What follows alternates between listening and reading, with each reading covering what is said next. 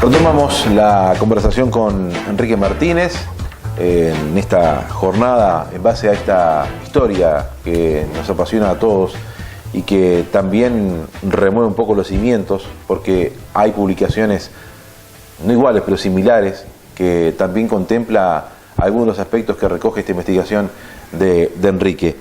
Por ejemplo, Hugo Berbejillo sí.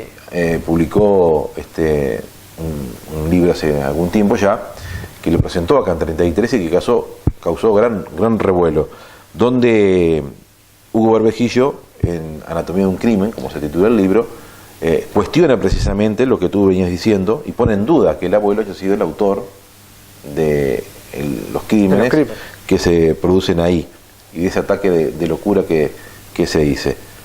Sin embargo, bueno, hubieron respuestas inmediatas contraponiendo eso sobre Berbejillo. ¿Tú compartes un poco lo que Berbejillo ha publicado, más allá de que tiene ciertos reparos también con algunas publicaciones que están en ese libro? Comparto muchos aspectos de los que él desarrolló y como fue una fuente de consulta muy importante el libro de Berbejillo.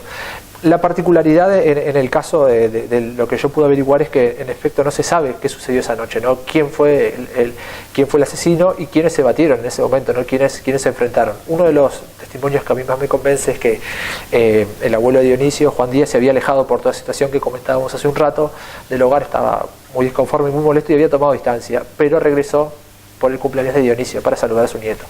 En ese momento se habría encontrado con una de esas personas que estaban vinculadas a su hija, a María Luisa, y habría desencadenado un enfrentamiento en el cual se habría interpuesto Dionisio y resultó herido. La particularidad de lo que observé de particular con muchos vecinos del lugar es que Dionisio, cuando llega a la comisaría, después de dejar a su hermana en casa del alcalde, cuando llega a hacer la denuncia, justamente cae en manos de esos sujetos de poder que estaban vinculados con la situación de su hogar. Él se pone en manos de las policías que estaban relacionados con su madre, y esos policías lo reciben y son quienes sientan posteriormente las bases del relato oficial y de alguna manera condenan al abuelo para eximir su responsabilidad. O sea, el relato que ellos hacen en partes y documentos policiales es un relato interesado en ocultarse, en permanecer en las sombras, ellos en salvar sus puestos y en diluir su responsabilidad, pero condenan, ¿no?, de una manera explícita y alevosa a Juan Díaz, ¿no? Y en el correr de los años posteriores ese relato, esa versión es tomada por periodistas, por escritores, por investigadores que de alguna manera la perpetúan y la asientan, pero nunca se investigó en efecto si había elementos. Muestra ciertos documentos que pudo recoger y fotografías, donde inclusive muestra que hay diferencias entre una historia y la otra, en horarios, en lugares y demás. Es cierto, Carlos, los elementos del relato oficial, del relato tradicional, no cierran por ningún lado, no cuajan de ninguna manera, y había una serie muy grande de irregularidades, ¿no?, en todo lo que era la documentación policial, la evidencia encontrada en la escena del crimen también. Entonces eso de alguna manera fue lo que abrió las puertas a que muchos años después, durante 80 años, estuvo asentada la versión oficial, hasta que el año 2009 el periodista y escritor Matías Castro lanzó el libro Las dos muertes de Dionisio Díaz, y ahí de alguna manera después vino el trabajo de Berbejillo, el trabajo de Pascale, este trabajo también que de alguna manera se asientan, ¿no?, y continúan un poco indagando en esa versión oficial, ¿no?, que no cuaja por ningún lado, no cierra por ningún lado, ¿no? Lo importante es apreciar, ¿no?, que una cosa fueron los hechos que no se pueden reconstruir, que de ninguna manera podemos saber lo que ocurrió, y otra muy distinta son los relatos que se hicieron a partir de esos hechos, ¿no?, que fueron relatos que de alguna manera se inventaron sobre bases imaginarias, ficticias, de lo que pudo haber pasado, en base a hubo un testimonio supuesto de Dionisio que fue recogido por el escribiente, pero siempre con la particularidad de que ese escribiente de la comisaría que recibió a Dionisio estaba vinculado con la situación. Y fue un relato, interesado, fue un relato que se fue asentando en el imaginario popular a lo largo de los años, pero sí fue un relato interesado, no fue un relato objetivo, no fue un relato... La gente que tú consultaste en estos 3 años de investigación, ¿te hablaron algo de las propiedades? ¿Qué pasó con las propiedades, con algunos elementos que se poseían en la casa? Sí, es una situación, es una muy buena pregunta y una situación muy particular, porque si bien la familia de Dionisio era una familia pobre, hay muchos elementos también que formaban parte de su sustento, ¿no?, de su economía, que de alguna manera fueron, desaparecieron, ¿no?, del relato, o sea, no se supo más qué sucedió. Y en realidad hace poco, hablando con un vecino de Vergara, yo le pregunté, lo consulté al respecto y le dije, pero una familia pobre, ¿qué pudieron haberse apropiado de las propiedades? Me dijo, claro, eran pobres quizás a nuestros ojos, hoy en día lo que es la economía actual. Pero decía, pero en aquel medio, en aquel lugar, en aquel contexto de campaña, lo que ellos tenían era mucho también. Estaba la montura de plata y oro. De plata y oro, tal cual. Estaban también, había ovejas, había unos caballos, había algunas vacas, ¿no? Entonces, sí, como es una desaparición de eso, y hay hay elementos para pensar un poco que fue quizás la familia, ¿no? de